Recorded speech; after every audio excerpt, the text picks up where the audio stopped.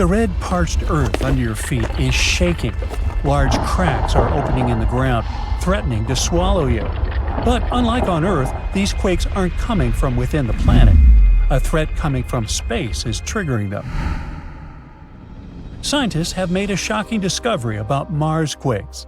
By using AI and NASA's InSight data, they found out that some of those tremors are caused by meteorite impacts. It means that Mars gets hit 2.5 times more often than we thought, and new craters are forming all the time. But the scariest part is that these impacts don't just shake the ground. They send powerful shock waves deep into the planet, revealing a hidden seismic highway and an unstable interior, unlike anything we imagined. This changes everything we thought we knew about Mars. So now, the big question is, what else is lurking beneath the surface? But let's follow scientists' train of thought first. They took Marsquake data from NASA's InSight lander and compared it with fresh impact craters spotted by the Mars Reconnaissance Orbiter. That's when they discovered that some impacts create a seismic highway through the mantle instead of being absorbed by the crust. Even though NASA shut down InSight in 2022, its data is still precious. The lander, which placed a seismometer on Mars, recorded over 1,300 Marsquakes, some caused by underground rock cracking under heat and pressure, others, apparently, by meteoroids slamming into the surface of the red planet. By studying how seismic waves move through the crust, mantle, and core, scientists keep piecing together Mars's deep structure. In the past, researchers already linked impact craters with seismic data. But these new studies are the first time when a fresh impact has been connected to quakes detected in Cerberus fossae. That's a highly active region 1,000 miles away from InSight. Scientists have discovered this 71-foot-wide crater much farther from NASA's InSight lander than expected, if we consider the strength of the seismic waves it produced. Mars's crust was thought to absorb most of the energy from impacts, which would limit how far seismic waves could travel. But the analysis of this crater revealed that, instead of getting dampened, the waves took a more direct and deeper path through the planet's mantle. This unexpected finding suggests that Mars has a seismic highway, which allows quakes to spread much farther than previously believed. Now, the InSight team will need to reassess their models of Mars' internal composition and structure. And then, we might better understand how impact-generated seismic signals can reach such depths. Manually sorting through the vast amount of data would have taken years. But luckily, these days, there are new tools, and scientists can go from tens of thousands of images to just a few in a matter of days. So, researchers focused on finding craters within approximately 1,800 miles of InSight's location. Their aim was to identify those that formed while the lander's seismometer was active. By comparing before and after images from the context camera over time, they identified 123 fresh craters to cross-reference with InSight seismic data. Out of those, 49 craters were potential matches for quakes detected by InSight seismometer. And after conducting some more analysis, the team decided that the 71-foot Cerberus fossae impact crater was the main finding. This discovery is likely to help scientists differentiate between signals from internal quakes and those caused by meteoroid impacts. Initially, they believed that Cerberus fossae produced a lot of high-frequency seismic signals linked to quakes originating inside Mars. But the new data suggests that some of this activity may have been caused by impacts, not internal processes. Another mystery scientists haven't been able to crack for 50 years is why Mars is split into two very different halves. But thanks to recordings of Marsquakes, they may have finally found the answer. Since the 1970s, researchers have known that Mars has two distinct regions. The northern lowlands cover about 2/3 of the planet's northern hemisphere, and the southern highlands make up the rest. The southern highlands sit about 3 miles higher than the northern lowlands, and the crust, the planet's outer layer, like a shell, is thicker in the south. This strange divide is known as the Martian dichotomy. There are two potential explanations for this imbalance. One theory suggests that an unknown internal process within Mars created the difference. The other claims that a massive collision, probably with a moon-sized space rock, or several smaller impacts once reshaped the planet's surface.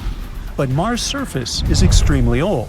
That's why pinpointing exactly what happened has been difficult.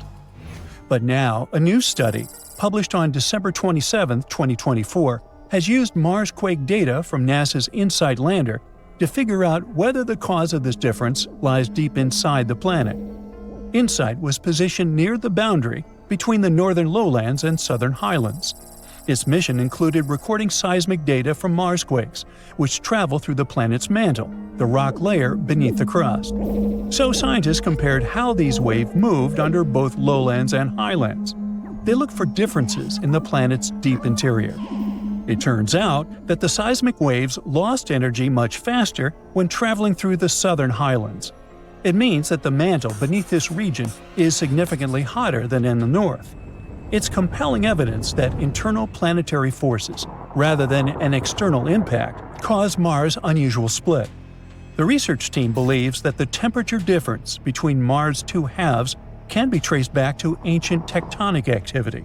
It once shaped the planet, but later stopped. At some point in the past, Mars had moving tectonic plates, like Earth's. As these plates shifted, they, along with the molten rock beneath them, could have created the Martian dichotomy. But eventually, the movement stopped, leaving behind what scientists call a stagnant lid. That's a thick, immobile layer over the planet's molten interior. If this turns out to be true, it might mean that the mantle beneath the southern highlands is still pushing upward, while the mantle under the northern lowlands is sinking deeper toward the planet's core. This ongoing process could explain why Mars' crust is thicker in the south. At the same time, we can't completely rule out the idea that an external impact created the dichotomy. Some recent studies suggest that a giant collision could still be a possible explanation. To solve this mystery for good, scientists will need more Marsquake data and detailed models of how Mars originally formed. By the way, if you ever decide to visit Mars, you might come across the hero of our video today, the InSight lander itself. It was supposed to launch in March 2016, but a problem with one of its instruments caused a delay. It was a vacuum leak in the seismometer. NASA rescheduled the launch for May 2018, and the issue was fixed in the meantime. But this delay increased the total cost from $675 million to $830 million. Still, InSight successfully landed on Mars on November 26, 2018. But over time, dust built up on its solar panels, making it harder to recharge. The InSight lander runs on solar panels and batteries, but it needs occasional wind gusts, called cleaning events, to clear dust from the panels. Unfortunately, the place where InSight landed didn't get enough of these winds to keep the lander fully powered. By February 2021, during the Martian winter, thick dust had covered the panels, and they were only producing 27% of their full capacity. To save power, NASA started putting InSight into hibernation mode, shutting down instruments gradually to keep its electronics warm. They hoped better weather would allow the lander to recharge and wake up by July 2021. In May 2021, the team found a clever way to restore some power by using the lander's arm to move sand onto the panels, helping the wind clean off some of the dust. But eventually, InSight was only generating 1/10 of the power from the sunlight than it did right upon arrival. In July 2022, NASA put it in low power mode to keep detecting Marsquakes. The lander kept operating until December 2022. On December 20th, NASA announced that InSight had lost contact with Earth on December 15th, and the mission officially ended on December 21st, 2022. Hey, you know what would be pretty cool? Having a tiny helicopter on Mars that can buzz around and scan the environment from above. Taking pictures and looking for hidden extraterrestrial life on its own. At some point, somebody at NASA said something like this behind closed doors. Then they went and actually did it. Say hello to Ginny, one of the most significant scientific achievements since we first started exploring space. Back in 2020, NASA's Jet Propulsion Laboratory, or JPL, packed a tiny side project onto the Mars mission. It was called Ingenuity, a flying experiment meant to test if powered flight was even possible on another planet. just proof of concept, a test demo. The real mission was to explore the surface of Mars with the rover called Perseverance. In 2021, this six-wheeled robotic scientist about the size of a small SUV landed on Mars in a place called Jezero Crater. Scientists believe there was once a lake here about 3.5 billion years ago. That's important because where there's ancient water, there might have been ancient extraterrestrial life. Perseverance is basically a science lab on wheels. It can study rocks, drill into the surface, and stash samples in little sealed tubes for later. These samples are part of a long-term plan. NASA and ESA plan to bring them back to Earth in 2033 for more study. This could finally answer, has life ever existed outside Earth? Maybe samples won't give the definitive answer, but it's our best shot. Suddenly 2033 seems very far away. The rover has other instruments and testing tools that could greatly benefit future exploration of Mars. But the hero of this story is Ginny. They got the idea for this little chopper from drones here on Earth and thought it could fly around and scout for Perseverance. However, actually making it work on Mars sounds almost impossible. The first problem was the atmosphere. Mars has approximately only 1% of Earth's air pressure, which means there's barely anything to push against. On Earth, chopper blades bite into thick air to generate lift. Since there's basically no air on Mars, it's sort of like trying to swim in fog instead of water. Then there's gravity. Sure, it's only about 38% of Earth's, which helps a bit, but not nearly enough to offset the lack of air. To fly at all, the device would have to be feather light, with huge blades spinning like crazy, just to grab onto the thin air. Oh, and there's also the cold. At night, temperatures plunge to negative 130 degrees Fahrenheit, which is approximately the same as the coldest night ever recorded in Antarctica. That's enough to damage most electronics, and batteries hate the cold. So Ginny charged up during the day with a tiny solar panel, then used that power to keep warm through the freezing Martian night. Every day, scientists had to hope that their drone worth $80 million wouldn't land under a hill in a shadow, especially since it couldn't be controlled manually. Mars is so far away that signals can take up to 20 minutes to get there.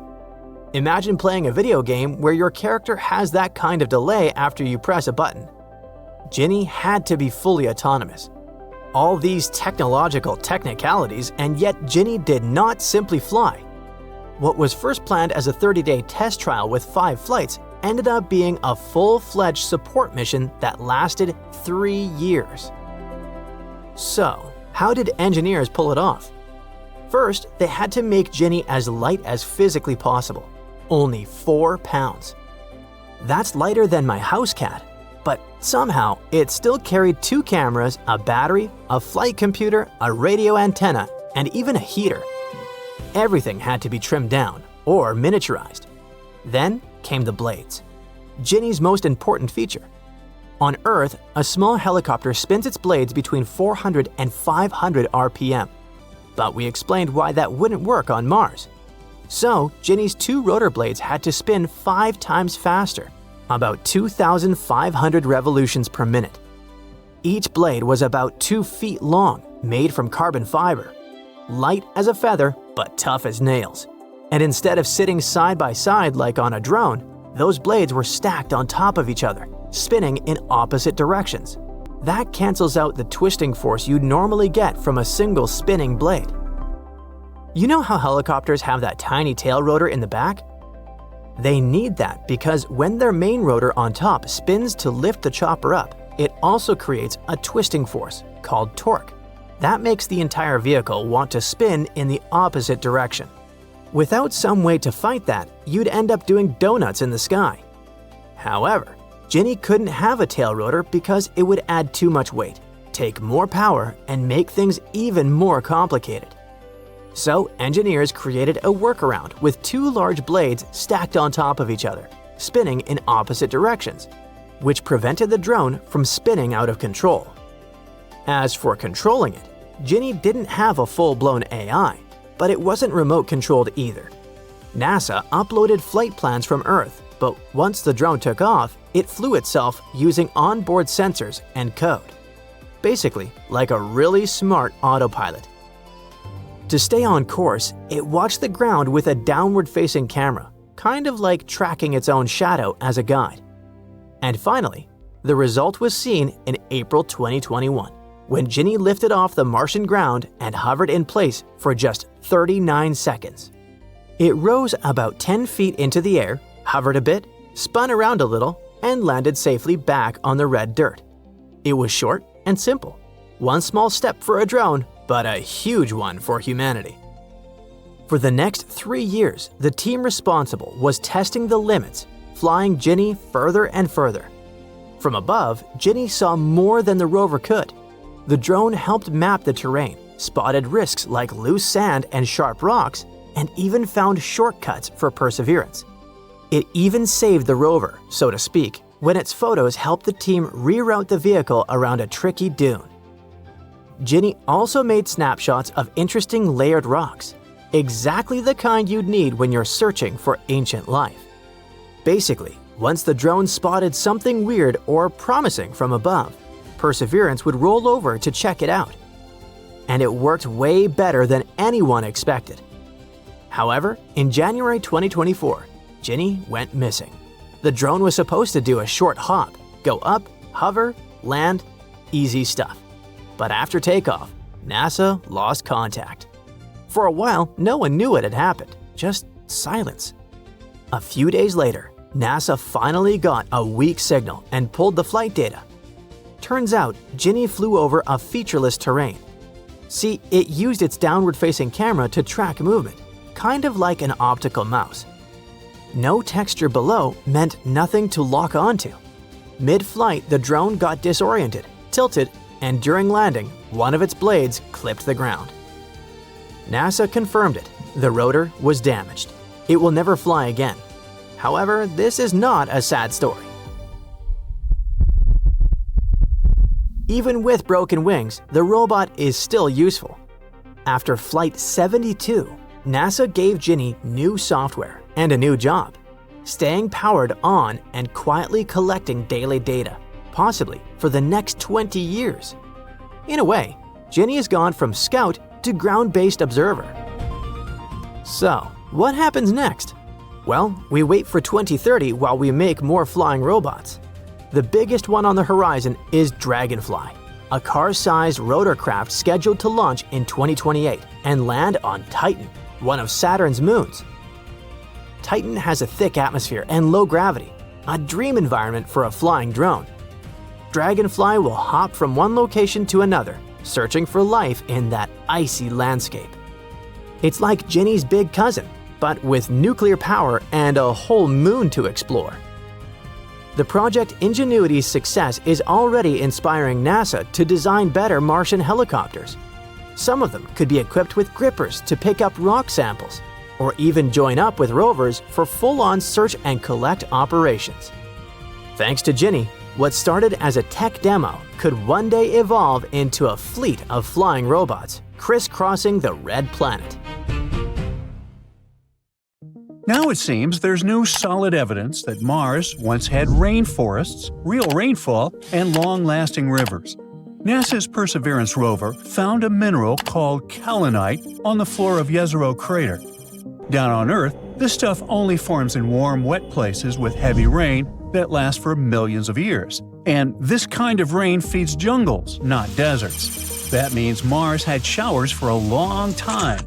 And that changes everything we thought we knew about the planet. So that mysterious kaolinite doesn't form from a quick flood or a melting glacier. It forms when liquid water keeps soaking into rock over insanely long periods, breaking it down grain by grain. When Perseverance spotted kaolinite pebbles and boulders scattered across Mars, scientists realized Mars once behaved less like Antarctica and more like the Amazon. That tells us that ancient Mars had a stable climate, thick enough for atmosphere, and a functioning water cycle with clouds, rain, and runoff. The place where the kaolinite showed up, Jezero crater, is pretty cool itself. It used to be a massive lake, fed by rivers that carve channels you can still see today from orbit. Scientists think those rivers could have washed the kaolinite into the crater like a conveyor belt of rainforest soil. Another theory is that a meteor impact blasted the material out of nearby terrain and dropped it there like cosmic shrapnel. Either way, water clearly moved these rocks around, and moving water is a huge deal because stagnant water doesn't shape landscapes like that. Every form of life we know depends on liquid water. Not ice, not vapor, liquid water that sticks around. A warm, wet Mars with rainfall would have had streams, wetlands, and chemical reactions happening non-stop, which are the same ingredients Earth used to kickstart life. Now, this doesn't mean Mars definitely had some creatures waving at the sky, but the planet checked way more boxes for habitability than we ever expected it to. For decades, Mars looked like a planet that maybe thawed for 5 minutes and then froze forever. Now it looks more like a world that stayed comfortable for hundreds of millions of years before everything went wrong. Scientists think Mars lost its atmosphere because it lacked a strong magnetic field, which is like a shield that protects planets from the solar wind, a constant blast of charged particles from the sun that can strip a planet bare over time. While all that rainforest talk grabs headlines, Mars keeps stacking surprises. In 2025, scientists spotted skylights on Mars. Those are giant holes in the surface of the red planet that drop straight down into underground cave systems, which formed long ago. On Earth, caves like this protect life from radiation, temperature swings, and surface chaos, which makes them perfect hiding spots if ancient Martian life ever existed. Some of these caves might be karstic, which means slightly acidic water slowly dissolved the rock, carving out underground chambers over time. That process needs liquid water and patience, which Mars apparently had plenty of back in the day. Scientists suspect these caves could trap ice, preserve chemical fingerprints of life, or even lock away organic material untouched for billions of years, like a time capsule no one has opened yet. The caves sit in a region called Hebrus Vallis, tucked between an old volcano and a massive plain in Mars's northern half. This area doesn't show signs of lava tubes, which scientists already know exist on Mars. Instead, it shows ancient river channels, hydrated minerals, and sediments that only form when water sticks around. Scientists spotted 8 skylights and knew they weren't impact craters because nothing splashed outward when they formed. The surface simply collapsed into empty space below. Researchers pulled this story together using old Mars mission data, including mineral maps, hydrogen readings that hinted at buried water, and ultra-sharp images from orbit. The big deal is this: caves protect things. They block radiation, trap ice, and preserve chemical traces far better than the surface ever could. If Mars ever hosted life, even tiny microbes, those caves rank among the best places to find what's left. Now, a year earlier, in July 2024, the Perseverance rover drove along what used to be a river billions of years old. After the river dried up, part of a rock face broke loose and fell into the channel. Perseverance found it sitting there, untouched for ages. Scientists named it Sheyava Falls. The rock's surface showed tiny dark spots, scientists nicknamed poppy seeds, and larger pale blobs with dark rims called leopard spots. When Perseverance zoomed in, it also detected organic molecules. These are carbon-based compounds, the same basic ingredient every living thing on Earth uses. Scientists predicted years ago that if Mars ever hosted microbes, rocks like this one would exist. These spots matter because life needs energy. Some organisms use sunlight, others eat chemistry. Microbes can survive by moving electrons between chemicals, kind of like stealing spare batteries to power themselves.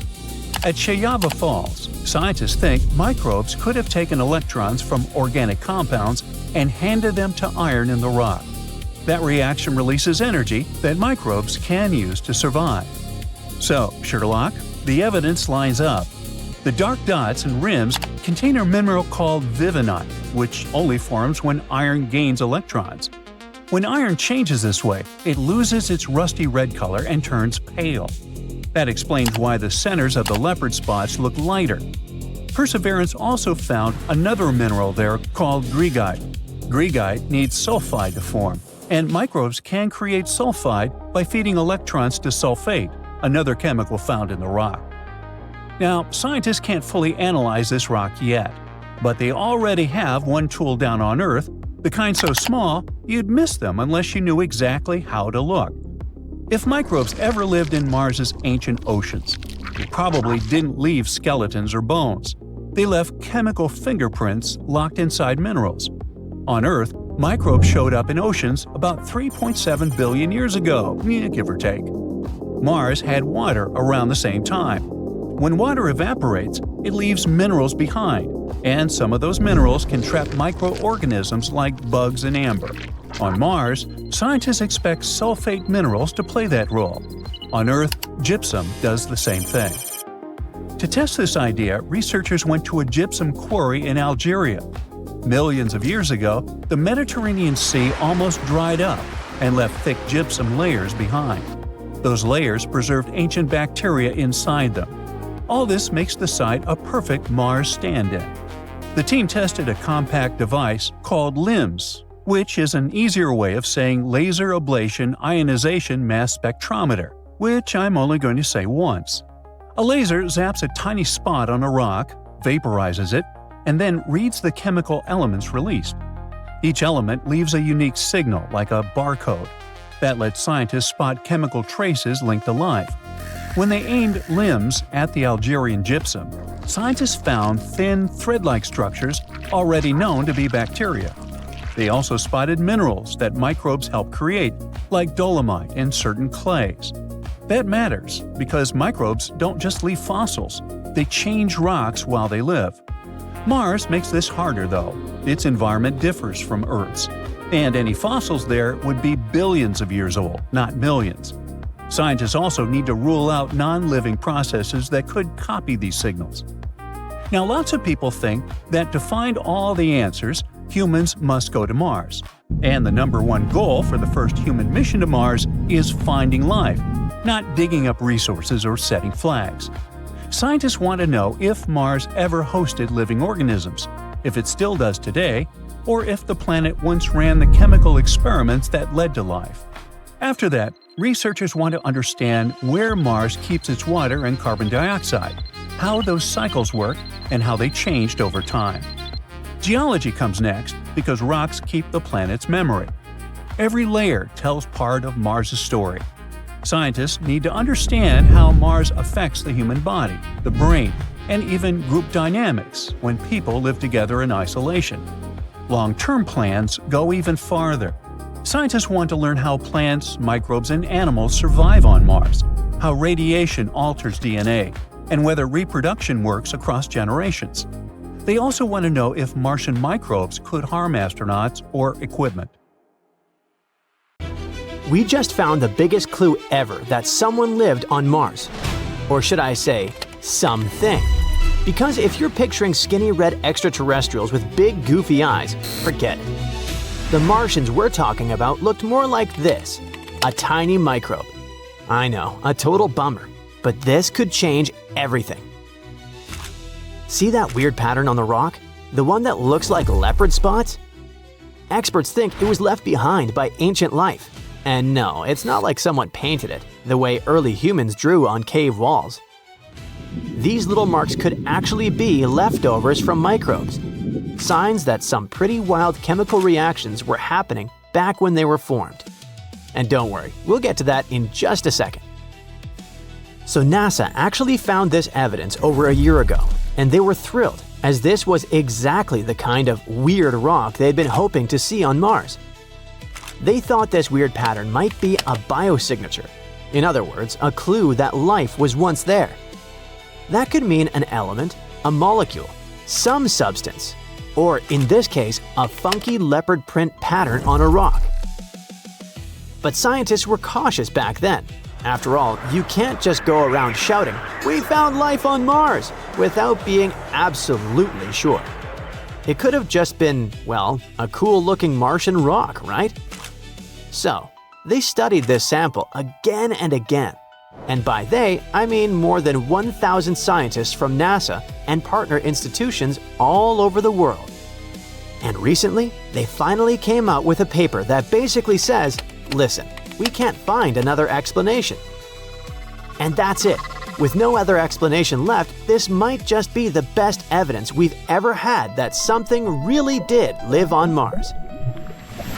The sample, nicknamed Sapphire Canyon, was collected by the Perseverance rover in July 2024. It was taken from rocky cliffs along the edges of the Neretva Vallis River Valley, a region shaped long ago by water that once flowed into Jezero Crater. And we're talking like more than 3 billion years ago. Scientists believe that back then, Neretva Vallis was filled with rushing rivers carrying mud, sand, and gravel into the lake. When the water eventually dried up, it left behind the rocky outcrop where Sapphire Canyon was found. After collecting the sample, the Perseverance rover kept exploring the river valley to get a better idea of the environment where those rocks formed, and to figure out how those leopard spots might have appeared. That step matters because knowing exactly how the spots came to be is key to figuring out if the rock really holds signs of life. In other words, did those patterns form through normal chemical processes that don't need life at all? Or were they actually left behind by microbes?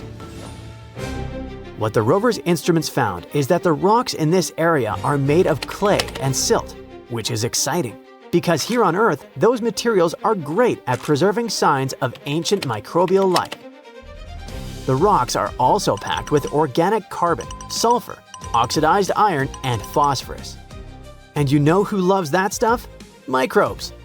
Experts think they could have used those ingredients as an energy source, and in the process, left behind the leopard spots we can now see in high-resolution images.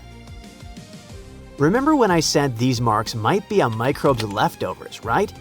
That's exactly it. Picture you're eating a burger called the Galaxy Burger that has a one-of-a-kind sauce. A drop of that sauce falls on the table. You don't clean it up, and a second later, poof, you disappear. Later, detectives show up trying to figure out if you were there. All they find is that sauce drop you left over. From that, they can tell exactly what you were eating. The Galaxy Burger. But proving you were really there is tricky, since that sauce could have ended up there in lots of other ways. The same goes for the leopard spots. Just by looking at them, scientists can already tell a few things.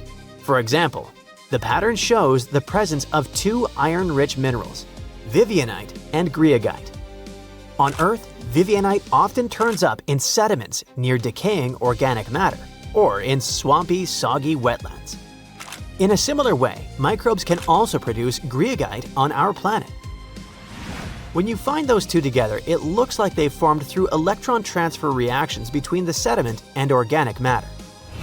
That could be a fingerprint of microbial life, because microbes use those reactions to get energy and grow. So going back to our burger comparison, the leopard spots are like the sauce on the table, the leftovers from the process of getting energy. But that's not the only theory.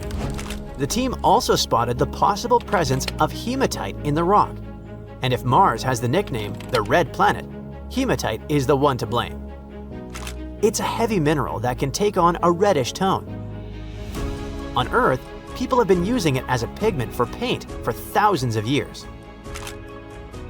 Now, scientists think the leopard spots may have formed when chemical reactions with hematite turned parts of the rock from red to white. That process can release iron and phosphate and possibly cause those black rings to appear. And here's the kicker. Those reactions can also provide an energy source for microbes. For now though, these are just theories. What we can confirm is that those chemical compounds are definitely present in the rocks. But just like in the detective story, finding the sauce drop doesn't prove it came from you. So even though these materials are great for microbes to thrive on, it doesn't automatically mean this is a biosignature. They could have also formed abiotically, or put simply, without the presence of life. Yeah, it could happen, but for it to happen naturally, without microbes involved, you'd need 2 things: high temperatures, and acidic conditions. That's the only way those chemical processes could do their magic and leave behind the leopard spots. And here's the exciting part. Scientists didn't find any sign that these Martian rocks were ever exposed to high heat or acidic conditions. That's why I said they're stumped. They just can't find another explanation. So this has to be a biosignature, right? Well, maybe not. Because there's still a possibility that organic compounds could react even under low temperatures. And maybe, just maybe, we're seeing that happening for the very first time. That's why it's so hard to confirm 100% whether this is the handiwork of ancient microbes or just a natural process. So, in the end, we're still left with more questions than answers. Right now, this precious sample is safely sealed inside a tube millions of miles away on Mars. Hopefully, one day, it'll be brought back to Earth so scientists can study it in labs here. And while we can't confirm it's a biosignature just yet, one thing is certain. This finding by Perseverance is the closest we've ever come to discovering life on Mars. Honestly, just being able to spot a potential biosignature on the red planet is already groundbreaking. Another reason this finding matters has to do with the age of the rock. This evidence comes from some of the youngest sedimentary rocks we've ever studied. Until now, scientists thought that if we ever found signs of ancient life on Mars, they'd most likely be locked inside much older rocks. But so far, nothing has shown up in those ancient formations. Finding a possible biosignature in a young rock suggests two things. First, Mars might have been habitable for longer or later in its history than we ever thought. And second, older rocks might also hold signs of life, but maybe they're just harder to spot. Someday, our technology could be advanced enough to find them. This discovery also makes us think about one of the biggest questions of all, and that is, are we truly alone in the universe, or did we just find the answer? No, not exactly, but it's the closest humanity has ever come to answering that question. There's a huge hole on Mars, more than 300 feet wide, and it seems that NASA agrees that it could be an opening into an underground world. Could a mysterious space civilization be hiding in there? Well, experts from NASA think that the hole might lead to a lower layer under the surface of the red planet. You can think of it like a trap door that opens into a basement.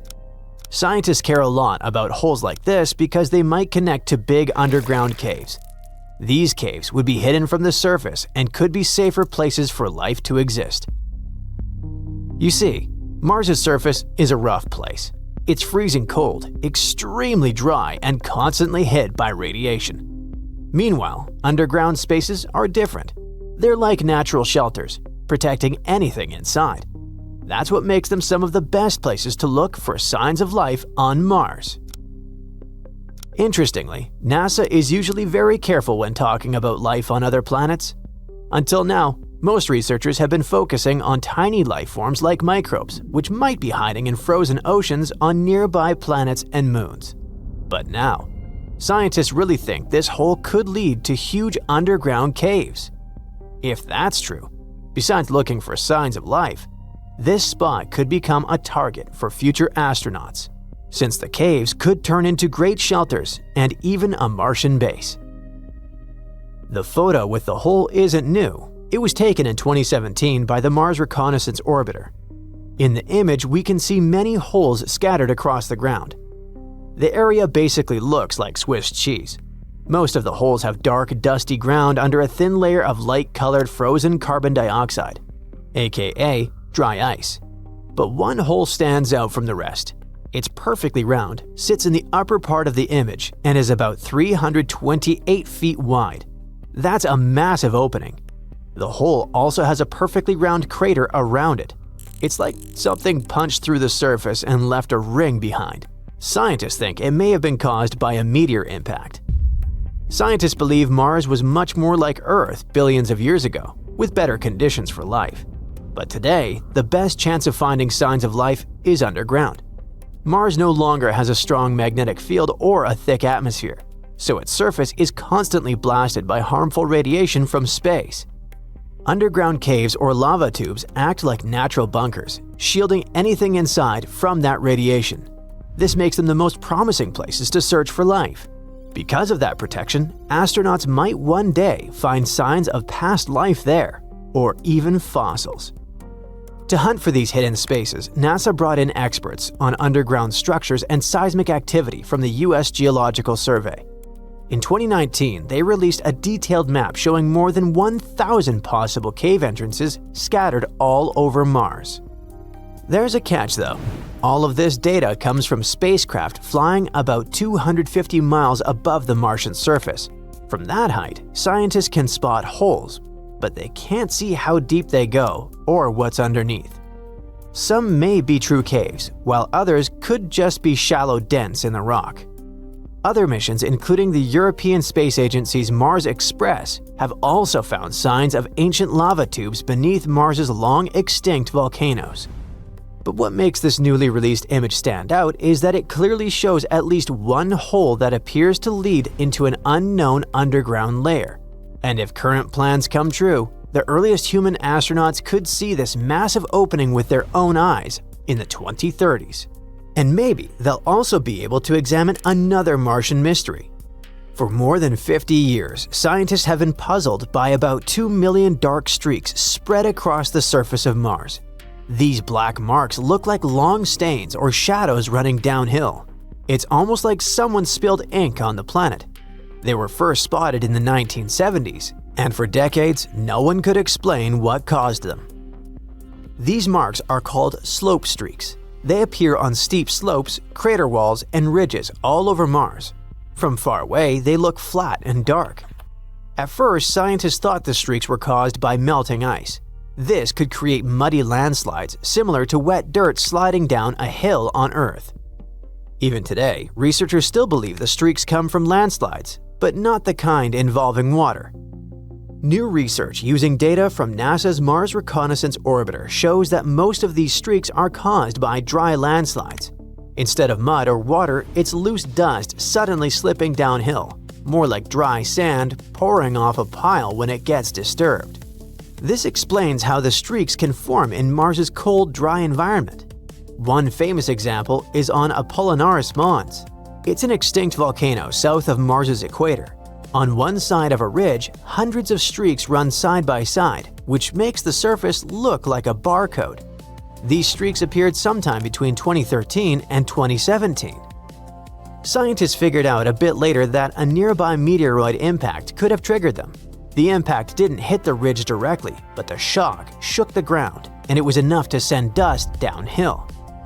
Now, because some streaks appeared after impacts, many scientists thought that meteoroids or Marsquakes were responsible for creating most slope streaks. But a new study shows that this idea is kinda wrong. The study in question looked at about 2.1 million slope streaks. They were photographed by NASA's Mars Reconnaissance Orbiter over a long period, from 2006 to 2024. Scientists have estimated that Mars has around 1.6 million slope streaks in total. But some streaks have been counted more than once because they appear in different image sets. So, after analyzing all this data, researchers have concluded that almost all new streaks form because of wind and dust, not impacts or quakes. Look, seasons change on Mars and winds slowly move dust and sand. When that loose material suddenly slips downhill, it leaves behind a dark streak. It's like brushing dust off a surface and revealing a darker layer underneath.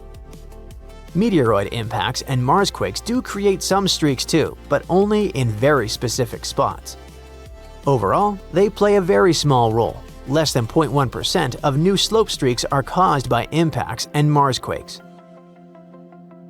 The analysis has also shown that slope streaks are not spread evenly across Mars. They're grouped into 5 main regions. In each of these areas, new streaks usually form during times of the year when winds are strongest. There's a key tipping point called the dust movement threshold. Once winds get strong enough to lift and move dust, the loose material on slopes becomes unstable. When that happens, dust can suddenly slide downhill, creating a dark streak. This is similar to how strong winds on Mars can kick up dust and form spinning columns called dust devils.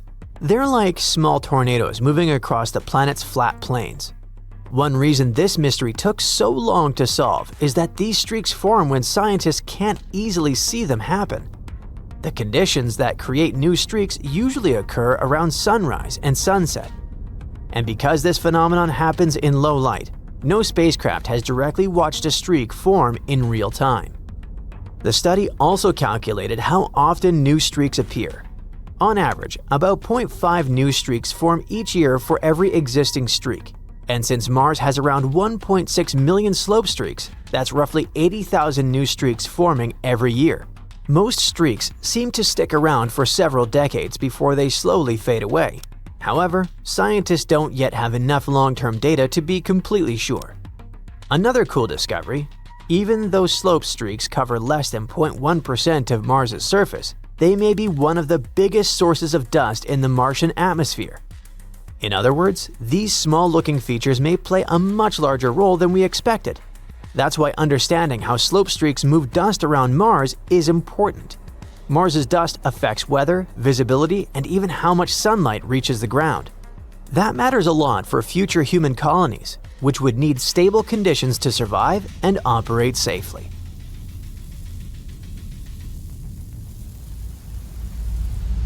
Recently, scientists have made an astounding discovery that can change the entire course of Mars exploration. Apparently, there are oceans of liquid water on the red planet, so the future looks bright.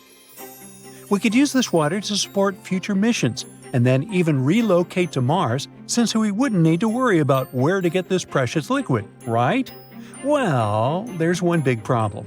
These oceans of liquid water are in Mars, so deep inside that we aren't likely to get there. At least that's what a new analysis of seismic data collected by the Mars InSight lander claims. Huge reserves of liquid water seem to be the best explanation for some seismic quirks of the red planet. So all this precious water is out of our reach. But we need to find it to solve the puzzle of the aquatic history of our blushing, dusty neighbor.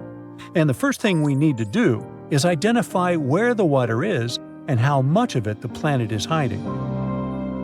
Navigation has confirmed that the parachute has deployed and we are seeing significant deceleration. Now, our rovers are scurrying about on the surface of the red planet, gathering all the available data on the planet's surface geology. And it's getting increasingly obvious that Mars was once covered with water. Many factors, from Martian terrains to ancient dry lake beds and deltas, suggest that there was a time when the planet was quite soppy.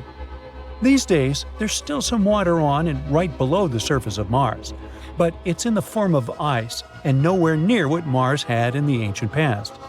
To understand how much of it could have been on the red planet billions of years ago, we must know where all this water went. There are two spots where the water could have gone: into space or toward the interior of Mars. Then it could have been isolated as either liquid reservoirs or ice deposits. Currently, we don't have any way of measuring how much water once leaked away. But now, we finally can find out more about the gooey center of the red planet. All thanks to the Mars InSight lander. It isn't operating anymore, but from November 2018 to December 2022, it was listening to the hums and rumbles and monitoring the activity below its feet. The thing is, acoustic waves generated by seismic activity deep inside the planet can change according to the composition and density of the material these waves are moving through.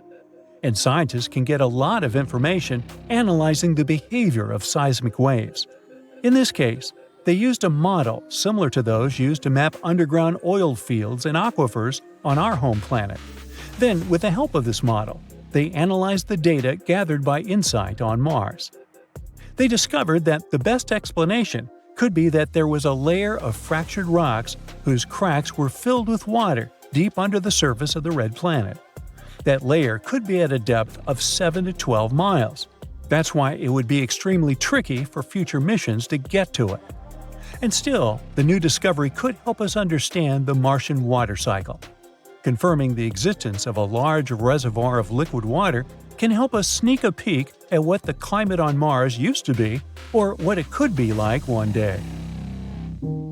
And if once Mars had a lot of water, it could have been habitable in the ancient past and might become habitable in the future. Water is crucial for life as we know it, so underground water reservoirs on the red planet could already be habitable. Maybe, while we're talking, tiny microorganisms or even some tentacled creatures are living their lives in the comfort of their underground home.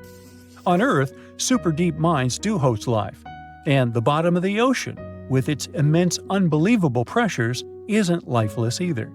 So far, we haven't found any evidence of life on Mars, but for now, it sounds like this place has the potential to sustain life. InSight data has shown that there isn't likely to be a lot of water ice in the upper crust of the planet, at least in the region around the lander. But if it turns out that there is a water-rich layer deep below the surface and stretching around the entire globe of the planet, then there would be enough water to fill ancient ocean beds and even more. Now, Mars isn't the only place outside Earth where there is water or where we might one day find water. Take the good old Moon, for example. On Earth's natural satellite, water can be found all over the surface, but it's not the water you might be imagining. On the Moon, water remains mostly as ice, and it's distributed unevenly. For example, the poles of the Moon are the regions that never receive sunlight. This is the reason they're extremely cold, and it's no wonder there's a lot of ice there. The ice in these areas is often mixed with the lunar soil and hiding deep below the surface. Then there's Enceladus, the sixth largest moon of Saturn. In reality, it's not that large, just 314 miles across. In other words, this moon is small enough to fit inside Arizona. Ooh, we should try that. Well, interestingly, when the Cassini space probe first arrived at Saturn, researchers were expecting Enceladus to be a frozen ball of ice. But what they saw was plumes of icy particles and water vapor erupting from geysers on the moon's surface. It was clear that there was a massive ocean between the moon's rocky core and its icy shell. Then there's Jupiter's moon Europa. Scientists think that this world is one of the most promising places in the solar system when it comes to searching for new life forms. That's because Europa has a huge saltwater ocean as deep as 40 to 100 miles. And even though it's under a layer of ice that is likely to be 10 to 20 miles thick, it's still potentially habitable. Astronomers believe that plumes of water might erupt from cracks in the ice shell and release the contents of the moon's ocean into space. The temperature, pressure, and chemistry are very different on Europa, and astronomers aren't sure yet how the ice behaves there. That's the main reason they haven't figured out yet how deep or large the water reservoirs on Europa are and how long they need to refreeze. But out of all the places where we could find water in the universe, the most bizarre is probably open space. In 2011, two teams of astronomers discovered a cloud of water floating freely among stars. It was the largest and farthest reservoir of water ever detected. So this massive cloud of water vapor surrounds a black hole. But not just any black hole. This one's a quasar, located 12 billion light-years from Earth. The conditions around this quasar must be really special to create such an enormous amount of water. This cloud contains 140 trillion times the volume of all the water on Earth. That's enough to give every person on the planet a whole planet's worth of water 20,000 times over. Sounds wild, doesn't it? But there's something even cooler. Astronomers think this water cloud formed just 1.6 billion years after the universe began. This discovery is yet another sign that water has been around all over the universe, even in its early days. But here's the kicker. Until they found this, scientists had never detected water vapor so far back in time. Sure, there's water in our Milky Way galaxy, but most of it's frozen solid in ice. This discovery really pushes the boundaries of what we know about water in the universe. Well, here you are. You're the first person to set foot on Mars. And your first mission is to explore a place called Jezero Crater. You're wading through the thick, rust-colored dust when suddenly you trip over something and almost fall. You lean closer to examine the culprit and recoil in horror. A skull is staring back at you.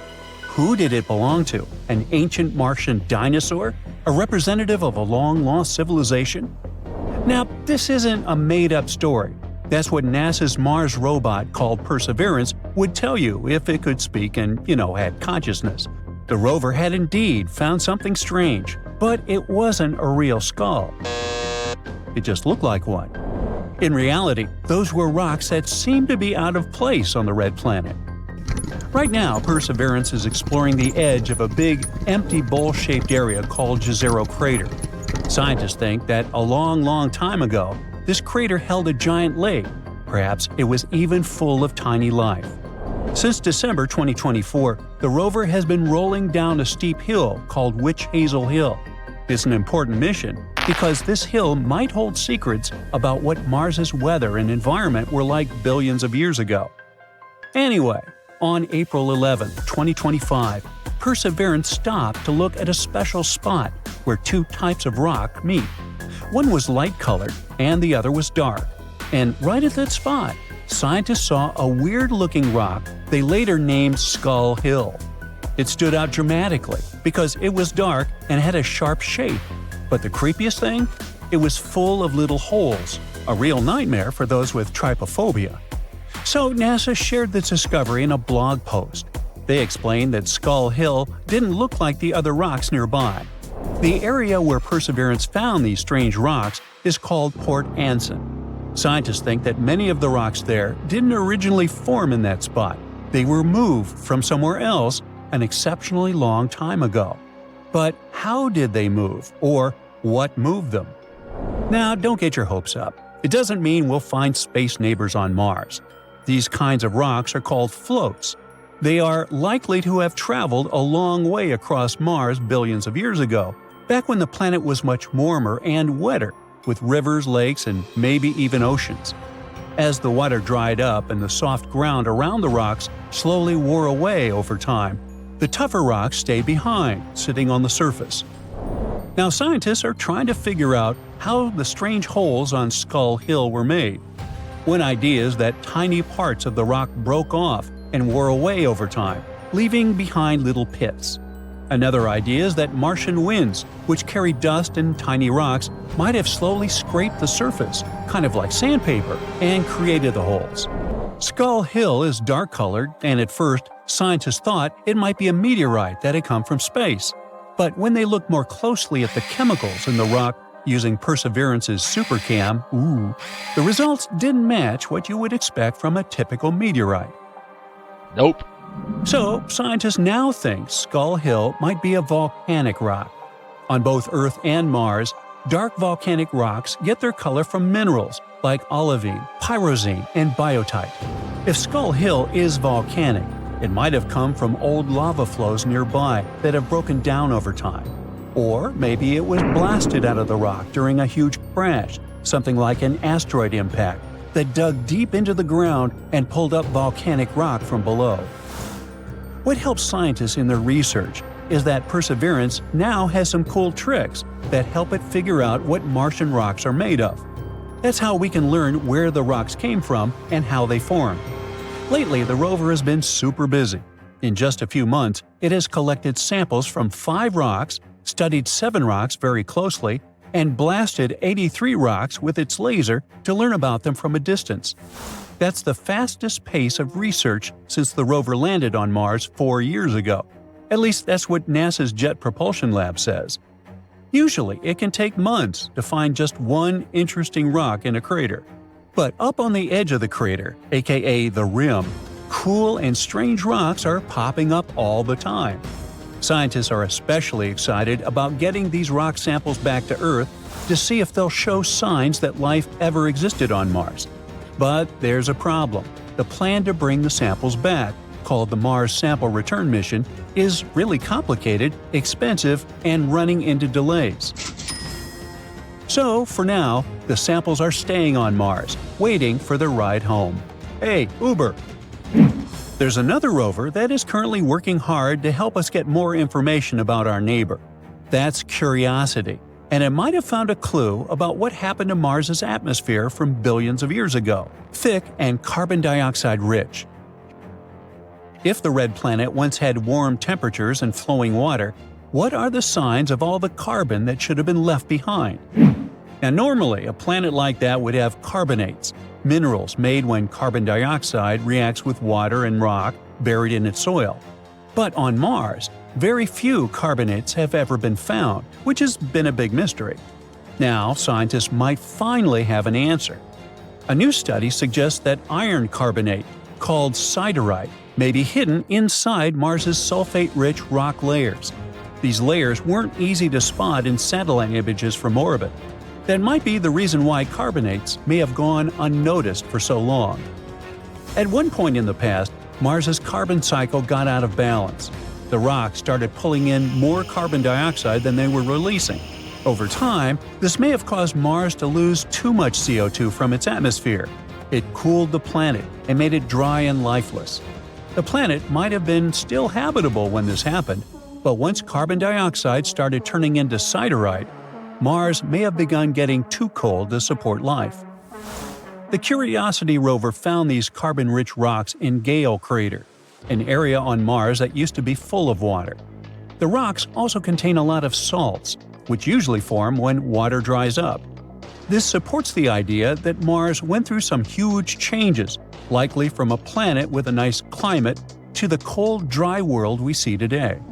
If scientists find more siderite in other parts of Mars, it could help explain where all that ancient carbon dioxide went. Even better, it would support the idea that Mars was once warm, wet, and maybe even habitable. But that's not the only discovery Curiosity has made. The rover has a set of special instruments called SAM. Now, SAM's job is to study the rocks, dirt, and air on Mars to learn more about the planet. And one of SAM's biggest findings happened when it studied rocks from Gale Crater. SAM found organic molecules. Organic molecules are special because they're made of carbon, and on Earth, carbon is super important for life. Plants, animals, and people are all made from carbon-based molecules. So, finding these molecules on Mars makes scientists wonder if it's another proof that Mars once had life, a long, long time ago. When SAM looked even closer, it found certain patterns in gases like carbon dioxide and methane. These patterns might match what you would expect if tiny ancient life forms were making organic molecules. But there's also another explanation. These molecules might have been made by sunlight reacting with gases in Mars's air. In this case, no life would have been involved at all. On Mars, strong ultraviolet light from the sun can break apart and mix up molecules, creating new ones that eventually land on the ground. So even though scientists don't have a clear answer yet, finding organic molecules is a really big deal. At the very least, it tells us that Mars had the right ingredients for life, even if we don't know yet if life actually existed there. Now, scientists are using SAM and Curiosity's other tools to keep searching for more clues. And we have liftoff of the Mars Global Surveyor as America begins its journey back to the red planet. There's a weird structure on Mars, a square. A near-perfect square standing alone in the endless red desert. And it looks too perfect, too precise to be anything but artificial. Nature's chaotic, and it rarely makes things look so deliberate. So the internet took one look at it and lost its mind, as the internet tends to do. The image spread like a virus on social media, igniting every conspiracy theory you can think of. Some were convinced it was proof that intelligent life had once tread upon the Martian sands. Well, let's dive in and sort it out. The image is real, and it's really old. The thing, not the picture. NASA's Mars Orbiter camera snapped it in 2001, capturing a tiny slice of Martian terrain, and there sat the square. Now, is that evidence for intelligent life? Well, Mars is an empty world now, a rust-colored desert. But once, long ago, it may have been something else entirely. a planet filled with roaring rivers, vast oceans, and thick clouds rolling across the sky. Now, in a world like that, life, if it ever had a chance, could have taken root. And there's a possibility it did. Scientists think that life could have existed on Mars in a short period from around 4.1 to 3 billion years ago. It could have started during the early era of Martian history, called the Noachian period, and lasted all the way to the late Hesperian period. Meanwhile, here on Earth, the first oceans were just forming. Life on our planet was just beginning, in the form of tiny bacteria in deep-sea hydrothermal vents. While Mars was already fully wet, on Earth there were no plants or animals, just microscopic life trying to survive. So Mars took the lead in the life game. It had a much thicker atmosphere, which could have trapped enough heat to keep water liquid. Valley networks, huge traces across the red landscape, show us the incredible story of rainfall, rivers, and lakes. Huge asteroids were still hitting Mars at the time, and they could have brought organic molecules with them. But if that's true, what happened and where did life go? A recent NASA study suggests that the answer is more complicated than we thought. Astronomers believe that something drastic happened to Mars, like boom, and its cozy climate was gone, its atmosphere thinned.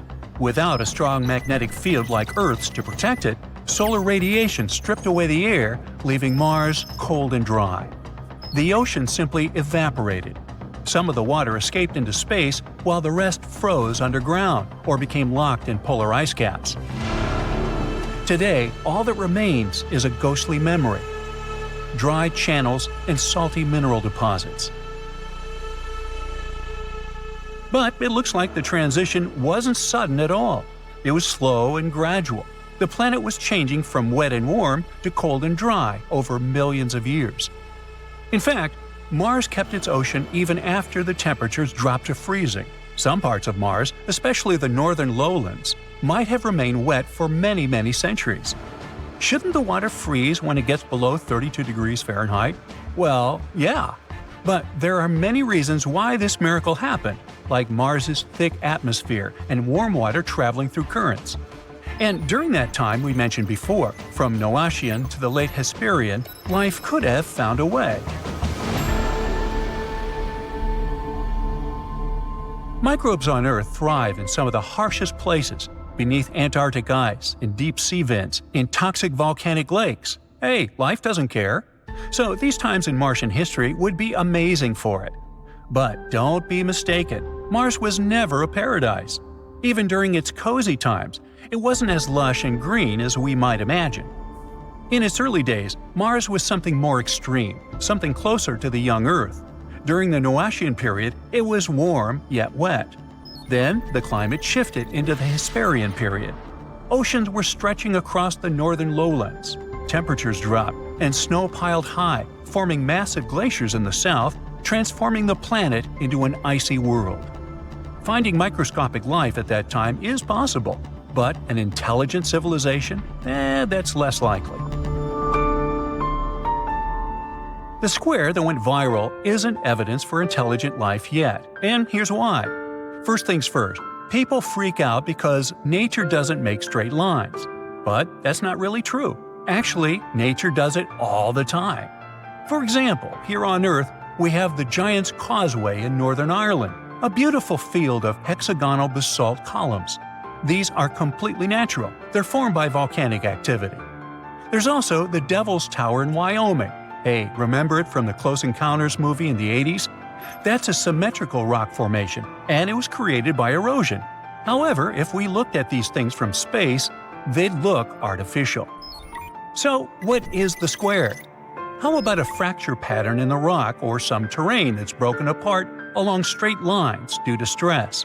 This happens on Earth all the time when rock expands and contracts over time. And on Mars, the surface is just constantly battered by meteors, winds, and extreme temperature shifts. No wonder rock would get stressed. What happens here is another case of pareidolia. It's our brain's favorite thing, to spot patterns in something random. Hey, we evolved like this. So sometimes we might look at natural objects and see insane stuff. faces on trees, animals and clouds, shapes, and so on. Besides, NASA has been photographing Mars for decades. We have high-resolution images of craters, mountains, valleys, riverbeds, everything. Wouldn't an ancient civilization leave us, well, something better than some square-like rock? Even though things erode over time, we'd find more signs, roads, foundations, artifacts, ruins, or at least something. Though, to be fair, we do see something. The square wouldn't be the first time Mars has played tricks on us. Over the years, we've spotted everything from tunnels to carved faces, even Bigfoot. Or this doorway, for example, a perfectly cut rectangular opening. That's what people saw when NASA's Curiosity rover sent back an image of the East Cliffs on Mount Sharp. It's almost like an ancient passage leading deep into the surface. You just need to go in and find some fantastic underground base. Well, NASA decided to take a closer look at it. It turns out it's just 12 inches tall and 16 inches wide, the size of a dog door. That's because what we're looking at isn't a doorway, but an open fracture, a break in the rock that happens naturally over time. These kinds of cracks are extremely common, both on Earth and on Mars. They form when bedrock is stressed, expands, contracts, or gets eroded by wind and time.